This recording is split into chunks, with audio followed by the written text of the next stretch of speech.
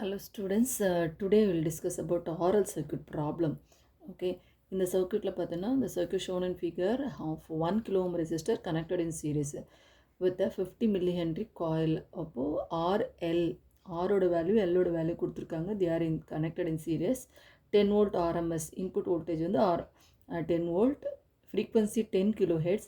frequency generally கொடுக்கல, it is an AC supply அப்படின்னு கொடுத்தாங்கன்னா we have to take it as 50 ஹெட்ஸ்ன்னு எடுத்துக்கணும். கொடுத்துருக்கிறதுனால 10 kHz தான் எடுக்கணும். it is applied at the input. Find impedance, current, phase angle, voltage across the resistor VR, voltage across the inductor VL and the value of real power. இதான் கேட்டிருக்காங்க. ஓகேவா? So first வந்து எப்போவுமே என்ன பண்ணணும், given data எழுதிக்கலாம். given data, so இதான் given data. Okay, F is equal to 10 kilohertz. It is written as 10 into 10 power 3 ன்னு கொடுத்துருக்காங்க. ஃபர்ஸ்ட் என்ன கேட்டிருக்காங்க அப்படின்னா இம்பிடன்ஸ் கேட்டிருக்காங்க. See here, find impedance.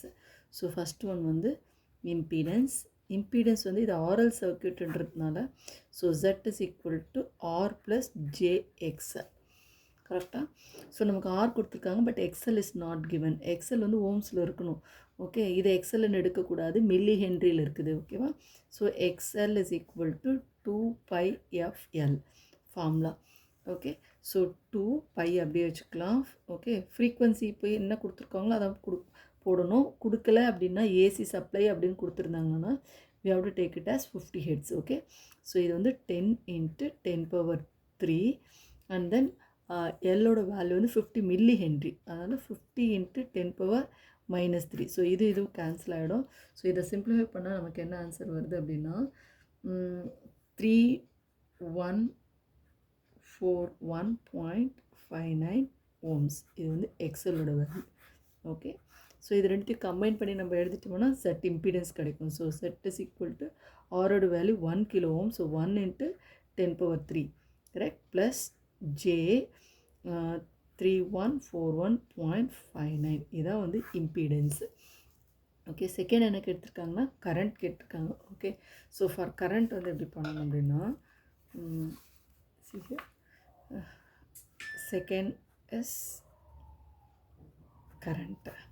கரண்ட்னா என்ன எழுதுவோம் ஜென்ரலாக I is equal to V by Zன்னு போடுவோம். V எவ்வளோன்னா கொடுத்துருக்கிறது 10 கொடுத்துருக்காங்க. Z வந்து 1000. shall we write this as 1000 plus J 41.59. So இதை என்ன பண்ணணும்னா காம்ப்ளெக்ஸ் மோடில் யூஸ் பண்ணணும். ஸோ மோடு போயிட்டு செகண்ட் என்ன பண்ணணும் 2. ஓகே, 2ல் ப்ரெஸ் பண்ணிவிட்டு 10 divided by, so 10 divided by 1000 plus 3141.59 I. Correct, இது பண்ணனா நமக்கு வந்து 9.112 ஆர் 9.2ன்னு எடுத்துக்கலாம். 9.2 into 10 power 4. ஓகே, இது வந்து எப்போவுமே எப்படி இருக்கும் அப்படின்னா ஜென்ரலாக வந்து ரெக்டாங்குலர் கோஆர்டினேட்ஸில் இருக்கும். நம்ம எடுத்து எழுதுகிற ஆன்சர் எப்போவுமே எதில் இருக்கணும், போலார் கோஆர்டினேட். அப்போ தான் மேக்னிடியூட் கிடைக்கும். இது என்ன பண்ணும், கன்வெர்டட் டு போலார். இதுதான் magnitude, actual magnitude 3 into 10 power minus 3. Okay, இது வந்து மேக்னிடியூட். ஆங்கிள் வந்து -72.3.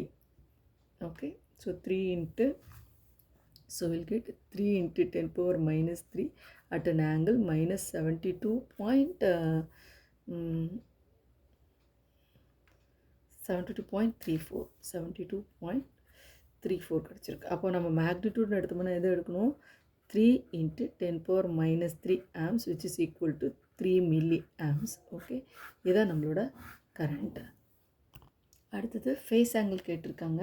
ஸோ தேர்ட் வந்து ஃபேஸ் ஆங்கிள்.